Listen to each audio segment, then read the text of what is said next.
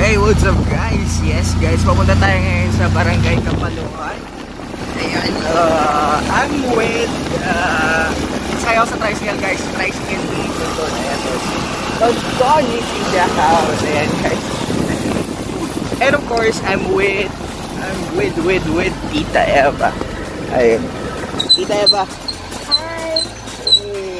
Hey, amazing guys. Quezon yung part na yan? Quezon. Tapos, Hundagwa. Yan yung Hundagwa? Yung kabila. Kabilang side? Kabila. Tapos pag pumano na dito sa may isang isla, Quezon, Perez, Alabat, ano, ito iba, no? Nice. Ano na yan? Ito pa yan din. Ang lapit din na pero ang layo na. Yung nasa may gitna na, ano? Barko yun. Okay. Yun yung sinasabi sa pupunta dito sa Hundagwa. Dinadaan. Ano yung mga cargo? Mga ano? Mga tanker. Okay.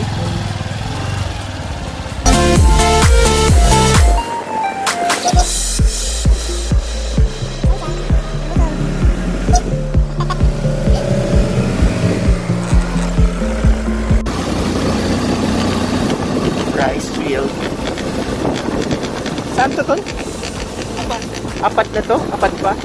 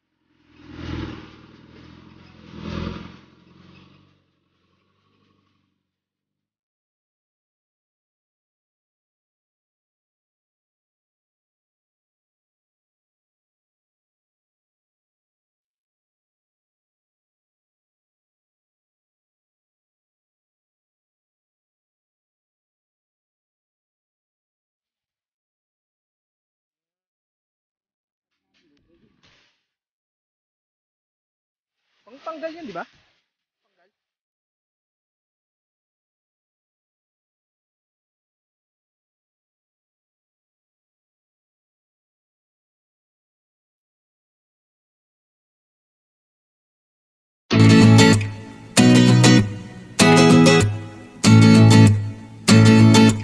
Mama, tingin!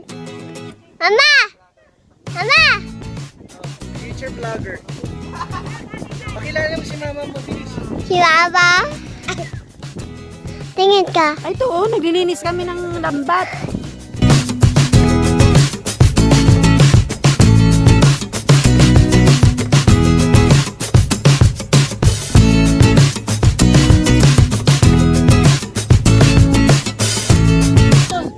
Sila Mama. Ayun doon, kay Papa. Sila Mama po ito.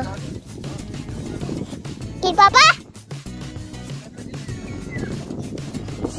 Si Papa po, oh, naglalakad. Si Papa naglalakad. Yun.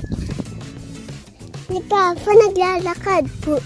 Naglalakad po sila. Naglalakad po sila. Tapos ano po ang lang. Alam ba? Ayun. Oh, naalis na po siya. Naalis na po.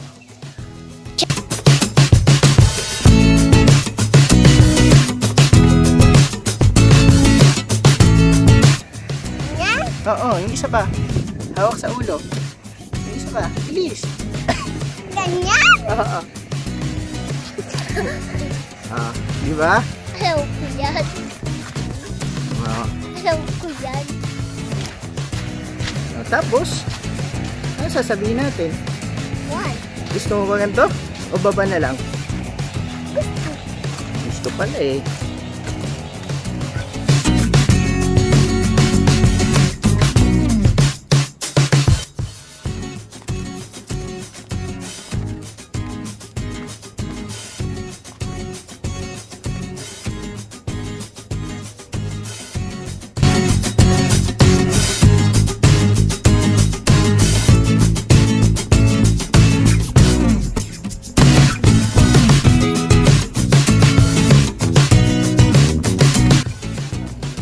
So, here's guys the cottage po. May kitchen naman po ate, di ba? Oo. Ayan, may ilaw po. Ayan, ilang room po ito, tita? 3. Ang ginawa ng anak ko, pumatong dito at naglaro dito. Okay lang naman po. Kasi wala naman talagang available po kasi na cottage dito sa ating lugar. Ito lang talaga yung available. So, talagang... Nakabook ito sa 19 po. 1920. 20, oo. 20. So ang prices po niya is about 15% po below, walang increase ang payment. Pero 15 above, magdadagdag po tayo ng payment. Tapos mayroon na rin pong may water po ba dito? Supply. Mayroon din pong kitchen. Sige, yan muna. Okay. Unang room sa baba. Ito po yung ilang rooms po sila, tita? 3 rooms po. So, lang to guys, malapit lang po ito sa dagat, parang a few steps from the, seashore. And, may kitchen din po. Ayan. Ayan. So, po ito, up and down. Kasama rin yung taas ate sa marirent nila, dun sa price. So, may kitchen naman guys, mayroon din pong water supply. Paano yung mga inumin po kung gusto nilang halimbawa Magpapabili charge yan. may charge po yung inumin, opo. Kasi yung ito po kasi tap water, ito tama, balloon. Depende kung magpapaluto sila gano'n. Halimbawa, kung magpapaluto sila ng pagkain at may nabibili dyan, pwede naman kami magluluto. Pwede kayo magluto po. May service fee lang po.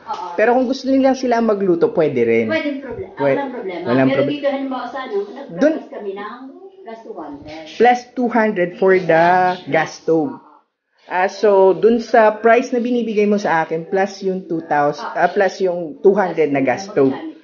So, ayun. So, up and down ito guys. Kasama dito yung first floor. Mayroon po siyang 1 room sa first floor. Tapos mayroong, nandito rin yung kitchen. May plus 200. Mayroon din po mga plates. Lahat po ng kailangan nyo inside the kitchen. So, mayroon po kayong reservation by 19. This coming 19. Mga vlogger. Dito. Akit ka.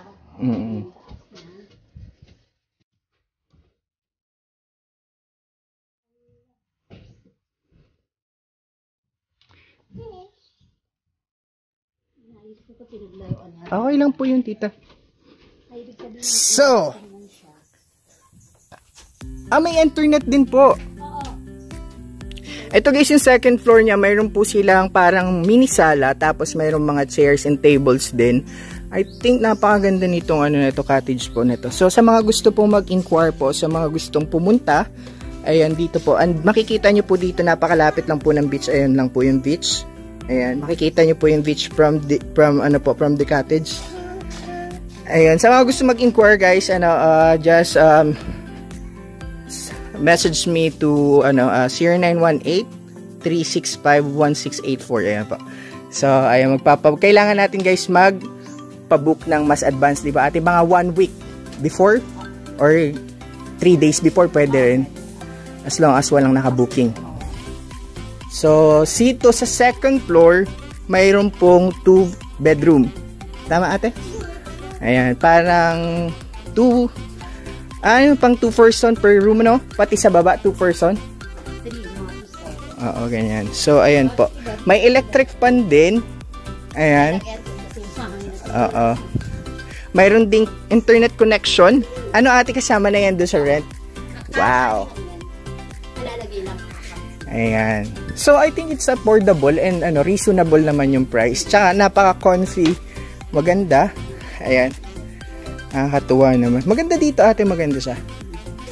Ayan. Tapos, kung talagang maramihan, pwedeng gamitin din. Pwede rin gamitin itong na to. Parang pavilion. Pwede lang gamitin anytime. Pwede. Kasama na yun doon sa price range na binibigay mo sa akin. So, mayroon pong Barbecue area. Barbecue area to. Itong part na to. Okay. Pwede silang mag-ihaw-ihaw. Mag-grill ng mga fish. Madali lang naman dito po ng mga isda-isda kasi every day naman may mga nangingisda dito. Tapos mayroon pa po kayong isang cottage dun sa taas.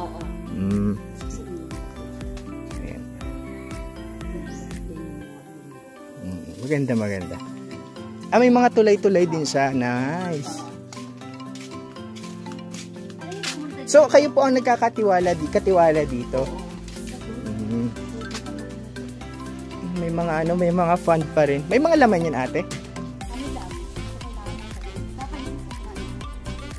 Arvin, tandaan ka ba mahulog ka? Kay Tita Annabel po. So yung yung cottage na yan, kasama sa rent or pwedeng gamitin kung available? Depende na lang sa usapan. So basta yung nagkadamihan siya ngayong mahal na araw halimbawa. 500 yan. Ang rent dun lang sa cottage na yan, 500. Ayun guys, ito isa rin sa cottage po na pinaparent nila. So, mas malayo siya din sa dagat pero malapit na rin guys, mga 20 step away from the seashore. Ayan. Ang ganda no. Okay lang po. Okay lang yan, tita. Ito po yung outside view niya. Ayan. May mga taniman. Ito po yung first cottage na pinakita ko sa inyo. Tapos nandun po yung dagat. Malapit din lang naman. And this cottage, so mayroon po siyang 2 bedroom.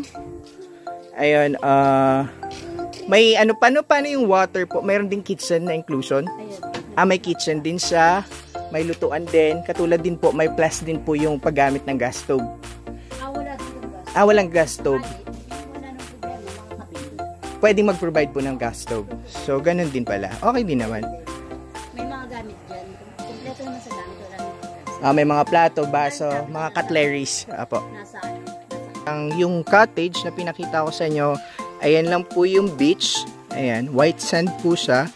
Tapos, andito lang po yung cottage. Yan lang po siya. So, napakalapit lang po, ha?